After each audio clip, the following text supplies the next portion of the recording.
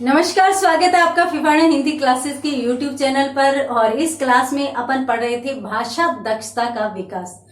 भाषा दक्षता के विकास के संबंध में अपनों ने सभी चीजों को समझ लिया था।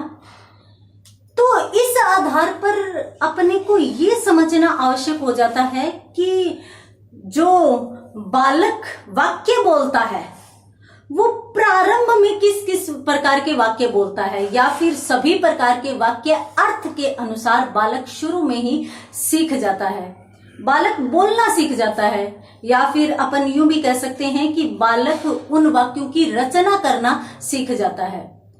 तो यदि इस प्रकार की स्थिति कहीं भी प्रकट हो रही हो तो अपना प्रश्न यही बन जाता है कि भाई जो वाक्य है उनमें से किस किस प्रकार के वाक्यों की रचना बालक प्रारंभ में सीख जाता है और किस किस प्रकार के वाक्यों की रचना बालक बाद में सीखता है। कुछ वाक्य ऐसे होते हैं जो सिंपल होते हैं, तो साधारण वाक्यों को बालक छोटी उम्र में ही सीख जाता है, वाक्यों के प्रयोग करना सीख जाता है 5-6 साल की उम्र में। परंतु धीरे धीरे आयु बढ़ने के साथ साथ, परिपक्वता आने के साथ साथ ही बालक में सभी प्रकार के वाक्यों की समझने की क्षमता विकसित होती है। तो चलिए देखते हैं कि प्रारंभ में बालक में कौन सी क्षमता विकसित होती है। तो यहाँ पर अपना जो टॉपिक चल रहा था वो चल रहा था भाषा दक्षता का विकास। भाषा दक्षता का विकास, इस विषय के अनुसार ऐसे माना जाता है कि एक बालक प्रारंभ में जिस प्रकार के वाक्यों की रचना करना सीखता है वो 4 प्रकार के वाक्य होते हैं। तो अपन यहां पर यूं कह सकते हैं कि बालक प्रारंभ में 4 प्रकार के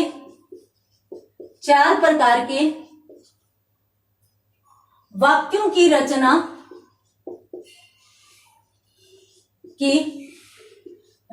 करना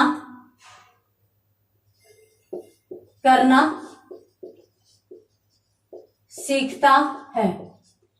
तो बालक प्रारंभ में 4 प्रकार के वाक्यों की रचना करना सीखता है। कौन कौन से देखिए, एक तो वह विधानार्थक वाक्यों की रचना सीख जाता है, उसके साथ साथ वह निषेधात्मक वाक्यों की रचना भी सीख जाता है, या निषेधार्थक वाक्यों की रचना भी वह सीख जाता है।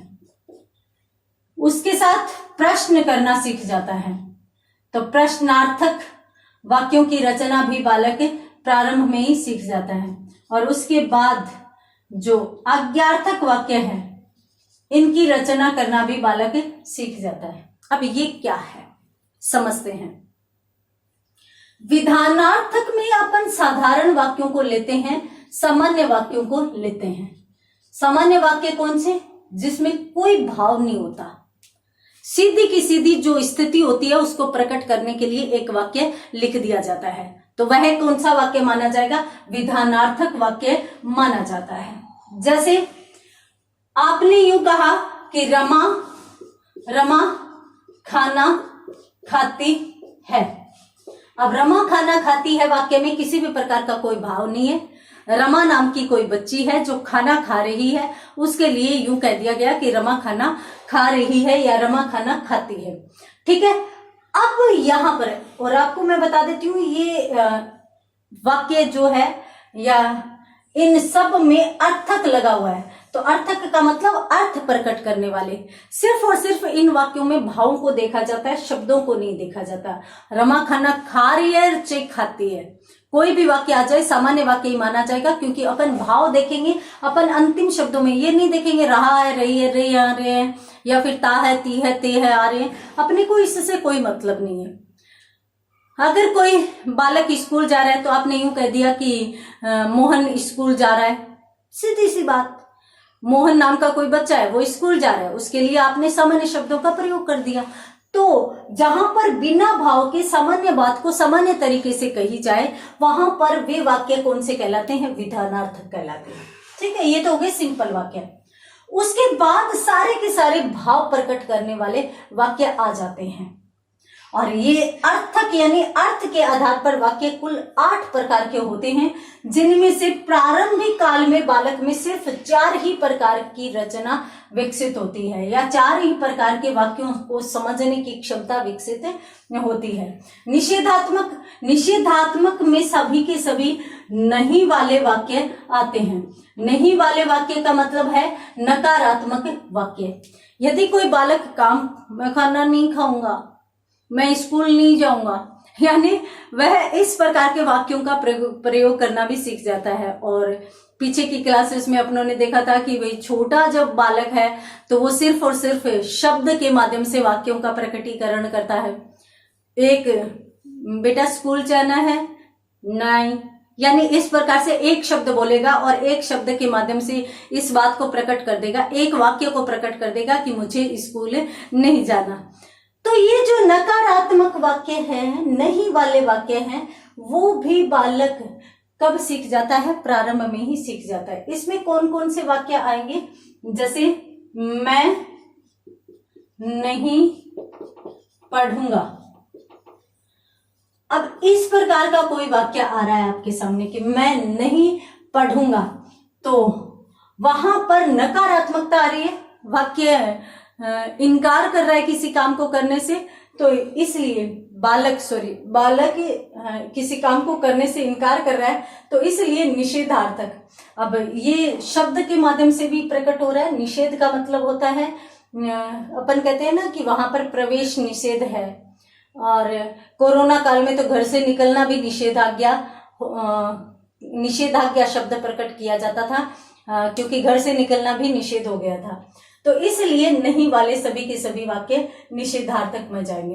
प्रश्नार्थक में WH वर्ड वाले, यानी क्या, क्यों, कैसे, कहाँ, इस प्रकार के शब्दों को प्रयोग करके जहां पर वाक्य लिखा जाता है वहां पर प्रश्नार्थक वाक्य माने जाते हैं। जैसे आप वहां क्यों नहीं गए? आप वहां क्यों नहीं गए? तो प्रश्न किया जा रहा है, आप वहां क्यों नहीं गए? आप यहां कैसे आए? आप जयपुर कब जाओगे? आप खाना कब खाओगे? सभी के सभी जो वाक्य है उनमें एक प्रश्न का अर्थ निहित है, प्रश्न का भाव है, या फिर अपन यूं कहें कि उत्तर की मांग इनमें हो रही है। तो इसलिए वहां पर वाक्य कैसे माने जाएंगे? प्रश्नार्थक वाक्य माने जाएंगे। और इस प्रकार के प्रश्न करने वाले वाक्य, मुझे खाना क्यों नहीं दिया, मुझे दूध क्यों नहीं दिया, मुझे खिलौना क्यों नहीं लाकर दिया, यानी इस प्रकार के वाक्य भी बालक प्रारंभ में ही सीख जाता है। उसके बाद आज्ञार्थक। आज्ञार्थक में बालक बड़ा ही आगे होता है। इधर आओ, इधर आओ, यानी छोटा जो बालक होता है वो प्रारंभ में आज्ञा करना सीख जाता है। मुझे दूध दो, मुझे खाना दो, यानी इस प्रकार के वाक्य सभी के सभी जो आज्ञा का अर्थ प्रकट कर रहे हैं वो सभी के सभी आज्ञार्थक वाक्य माने जाएंगे। जैसे मुझे खाना दो, तो बालक अपने घर वालों के सामने आज्ञा प्रकट कर रहा है, तो इसलिए वहां पर आज्ञार्थक वाक्य माने जाएंगे। तो किसी भी प्रकार से वो किसी भी चीज को मांग रहा है, किसी भी चीज के लिए कह रहा है। अब कुछ बच्चे होते हैं ना, आपने ये किया, सॉरी बोलो, आपने मुझे डांटा, आप उठक बैठक निकालो। तो इस प्रकार से जो आज्ञा कर रहा है बालक, तो वह सारे के सारे वाक्य किस में जाएंगे? आज्ञार्थक वाक्य में जाएंगे। और यहाँ पर अपन देख रहे हैं कि वे बालक प्रारंभ में 4 प्रकार के वाक्यों की रचना करना सीख जाता है, और उसके बाद जो बच जाते हैं, जैसे विस्मयार्थक बच जाते हैं, इच्छार्थक बच जाते हैं, संदेहार्थक बच जाते हैं। तो ये जो बचे हुए वाक्य हैं ये बालक धीरे धीरे आयु वृद्धि एवं परिपक्वता के अनुसार सीखता है। तो जल्दी से स्क्रीनशॉट लीजिए। और यहाँ पर इसी के साथ भाषा दक्षता का विकास नामक टॉपिक हमारा कंप्लीट होता है। इसके संबंध में अपनों ने सभी बातें कर ली है। हाँ, तो यहाँ पर विधानार्थक, निषेधार्थक, प्रश्नार्थक जो वाक्य है उनको अपनों ने देख लिया।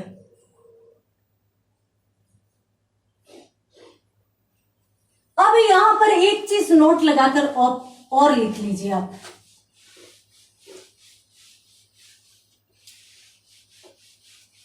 देखिए, बालक जो वाक्यों को सीखते हैं प्रश्नार्थक वाक्यों में भी, तो वो किस क्रम में सीखते हैं उसका क्रम भी मनोवैज्ञानिकों के द्वारा बताया गया है। तो यहां पर आप है वो नोट लगाकर एक चीज लिखेंगे। क्या लिखेंगे कि वे जो भी बालक जिस प्रकार के भी प्रश्न करता है उनके आरंभिक प्रश्नों का जो क्रम होता है वो किस प्रकार का होता है। तो मनोवैज्ञानिकों के अनुसार अपन यूं लिखेंगे, मनोवैज्ञानिकों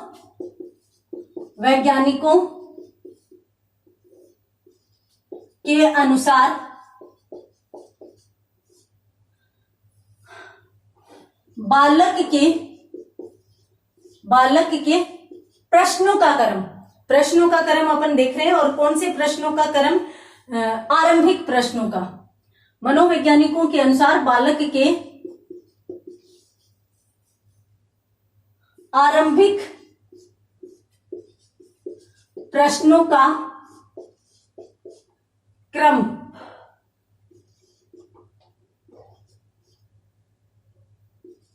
निम्न प्रकार का होता है। तो आरंभिक प्रश्नों का क्रम निम्न प्रकार होता है। कौन कौन सा? सबसे पहले वह कहाँ का प्रश्न करता है। बालक जब भी सीखता है तो सबसे पहले प्रश्न जो करेगा वो कहाँ का करेगा, उसके बाद वो क्या का करेगा, ये मनोवैज्ञानिक कह रहे हैं। उसके बाद वह जो प्रश्न करेगा वो कौन से संबंधित करेगा, और उसके बाद वह क्यों पूछना शुरू करेगा। ऐसे नहीं है कि बालक शुरू में ही क्यों रीजन जानना चाहता है। प्रारंभ में उसके मस्तिष्क में ऐसी कोई अवधारणा नहीं होती कि वह हर एक बात के पीछे, हर एक घटना के पीछे, हर एक विषय के पीछे का कारण जाने। तो सबसे पहले उसमें ऐसी क्षमता नहीं आती। पहले तो वह हर एक प्रश्न में कहाँ पूछता है, कहाँ, तो इस प्रकार से उसके प्रश्न कहाँ से संबंधित होंगे, बाद में क्या से, बाद में कौन से, और उसके बाद अंत में क्यों वाले वाक्य। तो इनको भी आप स्पेशली नोट कर लीजिए। उसके बाद अपन बढ़ते हैं आगे।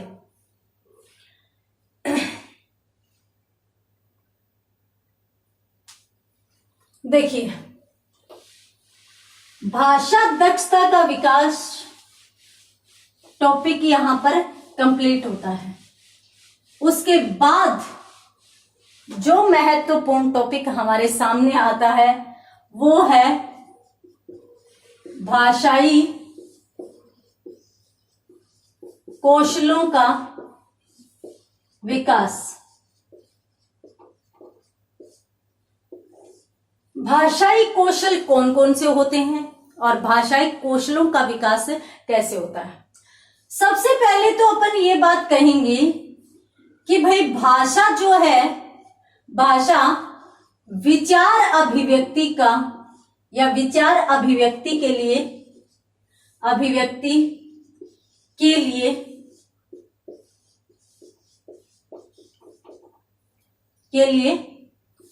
एक महत्वपूर्ण अंग होती है, महत्वपूर्ण अंग होती है। भाषा विचारों की अभिव्यक्ति के लिए एक महत्वपूर्ण अंग होती है। देखिए, हम किसी भी प्रकार के वाक्यों को प्रकट करें या किसी भी प्रकार के शब्दों को प्रकट करें, या सीधा कहें कि हम अपने विचारों को किसी के सामने अभिव्यक्ति देना चाहते हैं, तो हमें एक माध्यम की आवश्यकता रहती है, और वह माध्यम कौन बनता है? हमारी भाषा बनती है। तो यहाँ पर अपन यूं कह सकते हैं कि भाई हमारे जो विचार है, या फिर अपन यूं कहें कि हर एक व्यक्ति अपने विचार, हर एक व्यक्ति अपने विचार और भावों की अभिव्यक्ति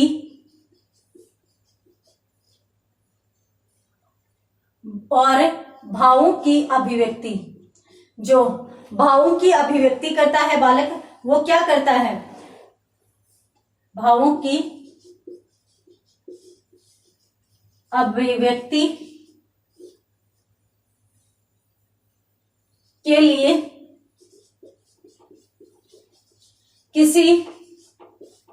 किसी माध्यम का चुनाव करता है,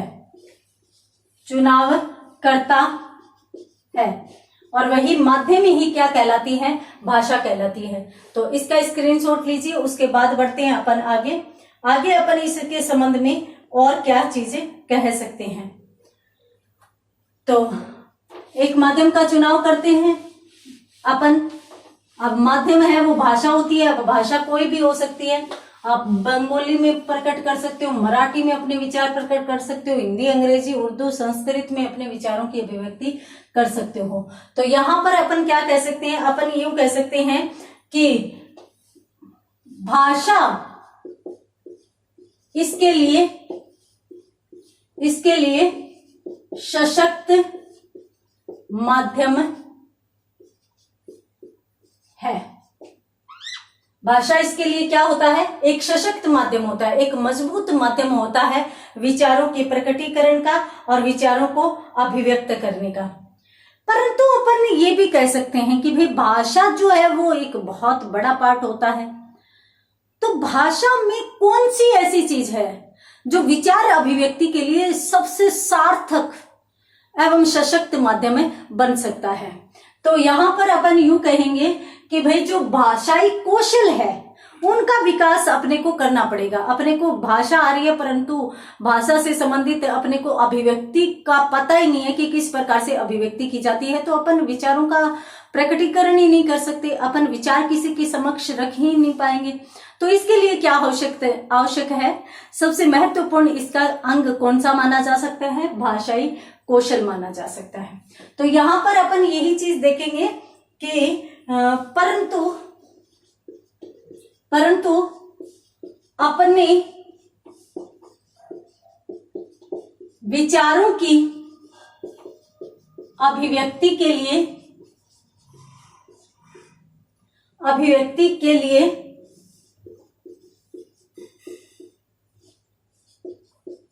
सबसे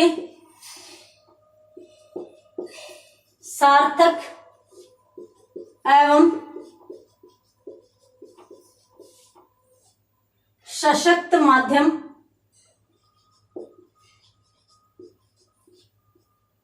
भाषाई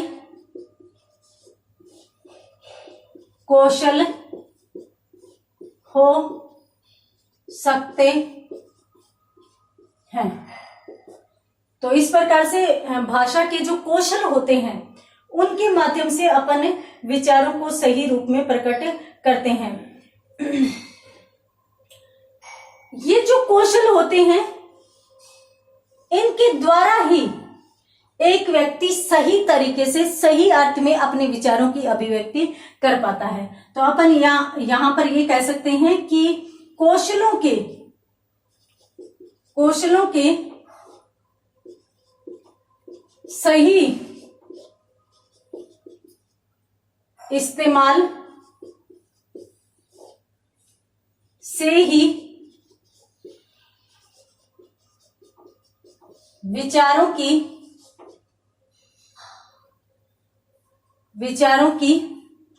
सटीक अभिव्यक्ति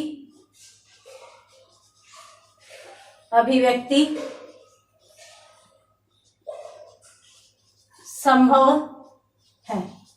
ये लीजिए, भाषा विचार अभिव्यक्ति का सशक्त माध्यम है, परंतु भाषा के अंदर भी विचार अभिव्यक्ति का सशक्त माध्यम यदि अपन खोजने का प्रयास करें तो वो है भाषाई कौशल। तो भाषाई जो कौशल है उनका विकास भी हमारे अंदर है, वो भाषा अभिव्यक्ति की क्षमता का विकास करते हैं, या फिर अपन यूं कह सकते हैं कि सही इस्तेमाल ही इनके माध्यम से ही होता है। तो जल्दी से स्क्रीनशॉट लीजिए, उसके बाद अपन बात करते हैं आगे। देखिए, भाषाई कौशल जो हमारे व्यक्तित्व को है, ये जो भाषाई कौशल है ये ही हमारे व्यक्तित्व को प्रभावशाली बनाते हैं। व्यक्तित्व को प्रभावशाली कैसे? जिसको इन कौशलों का, जिस व्यक्ति विशेष को इन कौशलों का बहुत अच्छा ज्ञान है और जो इन कौशलों के माध्यम से अपने विचारों की अभिव्यक्ति एक प्रभावशाली तरीके से करता है, तो वहां पर उस व्यक्ति का व्यक्तित्व भी प्रभावी माना जाता है। तो यहां पर अपन क्या कह सकते हैं? यहां पर अपन कह सकते हैं कि भाई भाषा कौशल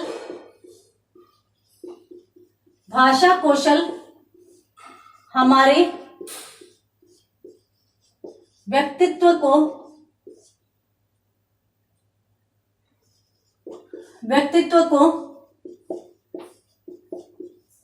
प्रभावशाली बनाता है। भाषा कौशल, भाषा से संबंधित जो विभिन्न कौशल होते हैं वही हमारे व्यक्तित्व को प्रभावशाली बनाते हैं तथा हमारे अंदर एक ऐसी योग्यता का विकास करते हैं। कौशल ही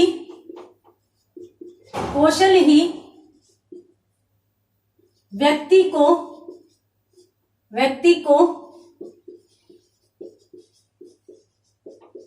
इस योग्य बना देते हैं कि वह अपने विचारों की अभिव्यक्ति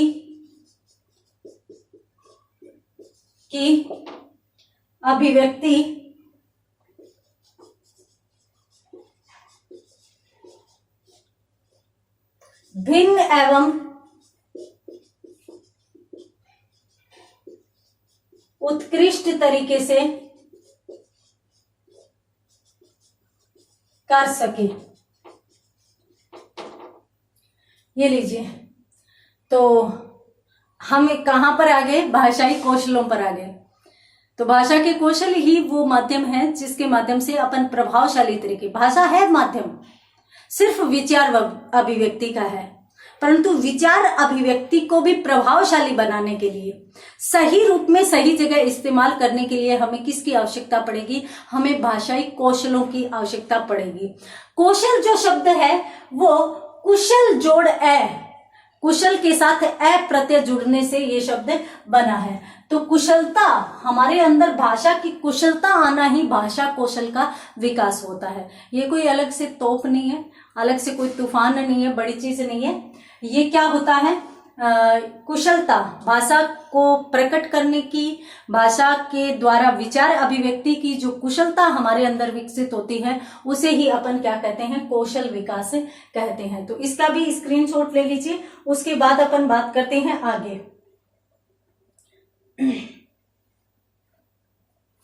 अपन कौशलों के विकास से क्या कर सकते हैं? अपन साधारण से वाक्यों को एक प्रभावशाली तरीके से अभिव्यक्ति योग्य बना सकते हैं। कैसे? सही लय का प्रयोग करें, सही प्रवाह का प्रयोग करें, सही शब्दों का प्रयोग करें। तो अपन ये भी कह सकते हैं कि कौशल विकास द्वारा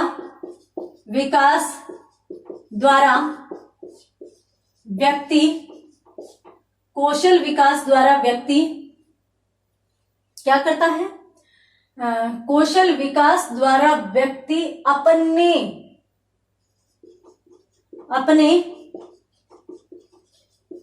साधारण वाक्यों को ले व प्रवाह देकर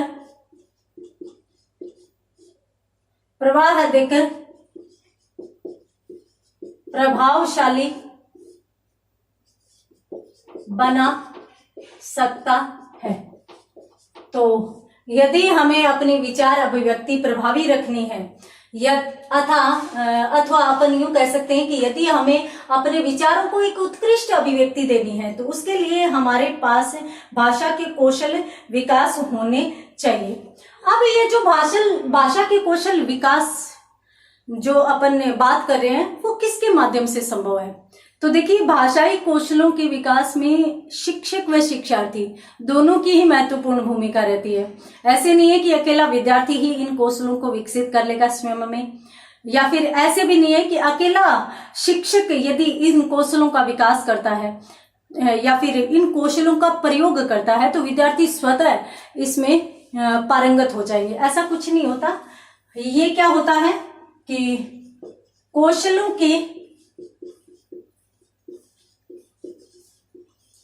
के विकास में शिक्षक व शिक्षार्थी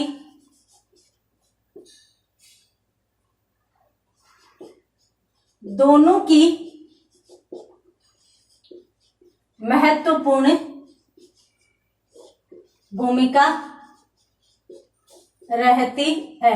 यहां पर अपन ये भी कह सकते हैं कि एक विद्यार्थी में भाषाई कौशलों के विकास में उस विद्यार्थी और उसके शिक्षक दोनों की महत्वपूर्ण भूमिका रहती है। तो जल्दी से स्क्रीनशॉट लीजिए, उसके बाद अपन देखते हैं कि इसमें और कौन कौन सी नई बातें हो सकती है। देखिए, एक शिक्षक बहुत ध्यान से विद्यार्थियों की आवश्यकता अनुसार पढ़ाता है।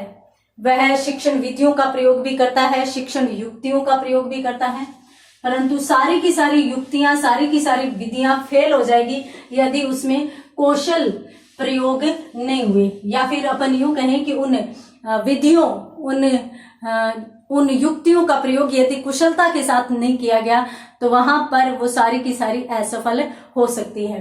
तो यहां पर अपन यूं कह सकते हैं कि शिक्षक जो है वो क्या करता है, एक शिक्षक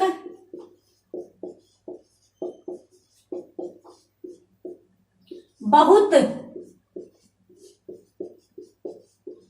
सावधानी से, एक शिक्षक है वो क्या करता है, बहुत सावधानी से आवश्यकता अनुसार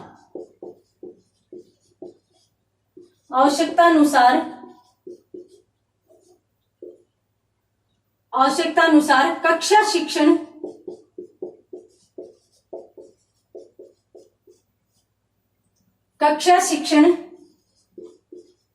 के दौरान अनेक शिक्षण विधियों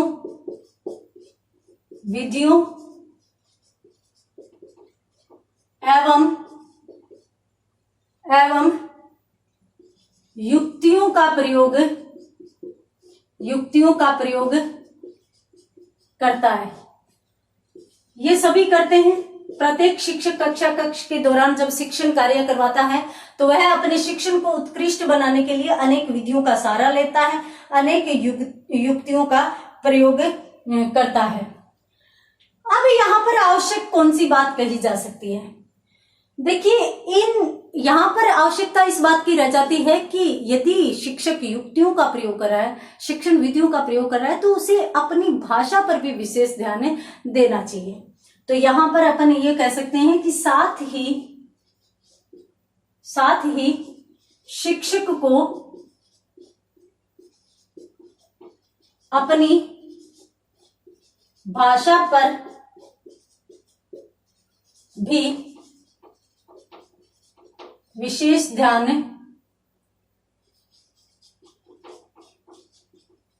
देना चाहिए। क्यों देना चाहिए? पहली बात तो यदि वह भाषा पर ध्यान देगा, वह स्वयं के अंदर अनेक भाषाई कौशलों के विकास के माध्यम से वह शिक्षण करवाएगा, तो जाहिर सी बात है कि उसका शिक्षण प्रभावी होगा, और उसका यदि शिक्षण प्रभावी होगा तो उसके विचार या उसकी अभिव्यक्ति विद्यार्थियों तक पहुंचेगी। एक बात तो ये होगी। दूसरी बात, विद्यार्थी अधिकतर शिक्षक का अनुकरण करते हैं, तो यदि शिक्षक कौशलों का प्रयोग एक उत्कृष्ट तरीके से कर रहा है, सुंदर तरीके से कर रहा है, तो विद्यार्थी भी उससे प्रभावित होकर अच्छी तरीके से, उत्कृष्ट तरीके से विचार अभिव्यक्ति करना सीख जाएंगे। तो आप इसका भी स्क्रीनशॉट लीजिए, उसके बाद अपन देखते हैं आगे इसके संबंध में।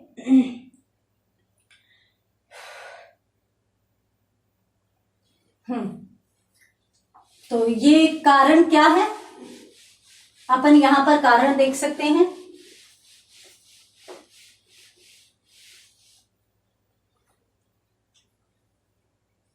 शिक्षण के दौरान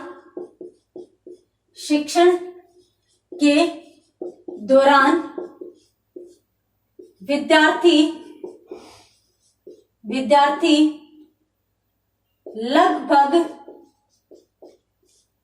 लगभग शिक्षक का ही अनुकरण करते हैं। लगभग सभी विद्यार्थी शिक्षक का ही अनुकरण करते हैं। क्यों? क्योंकि बच्चा पहले अनुकरण के द्वारा ही सीखता है और जब वह स्कूल में जाता है तो वह अनुकरण द्वारा ही शिक्षण को प्राप्त करता है। एक चीज और आवश्यक है, क्या? शिक्षक को बच्चे में या विद्यार्थियों में इन कौशलों के विकास के लिए लगातार मूल्यांकन भी करते रहना चाहिए ताकि वह उसका परिणाम जान सके। तो यहां पर अपन यूं कह सकते हैं कि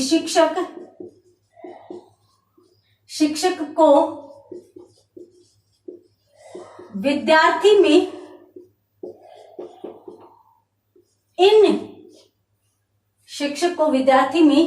इन कौशलों के विकास हेतु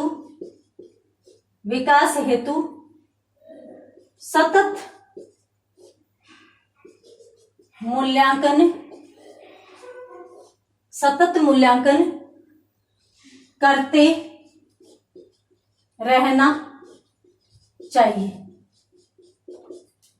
विद्यार्थी अनुकरण करेगा और वो अनुकरण किस प्रकार से कर रहा है, कितना अनुकरण कर रहा है, वो अपने अंदर भाषा के कौशल किस प्रकार से विकसित कर रहा है, इसका भी शिक्षक को मूल्यांकन करते रहना चाहिए। क्योंकि अगर वह अनुकरण कर रहा है तो वह कहीं गलत अनुकरण नहीं कर रहा हो, भाषाई कौशलों का सच में विकास हो रहा है कि नहीं हो रहा, इस चीज की परख है शिक्षक द्वारा की जानी चाहिए। तो उम्मीद करती हूं कि ये सामान्य परिचय जो भाषाई कौशलों के विकास का है वो आपके समझ में आया होगा। तो मिलते हैं अगली क्लास में आगे के टॉपिक के साथ, तब तक के लिए धन्यवाद।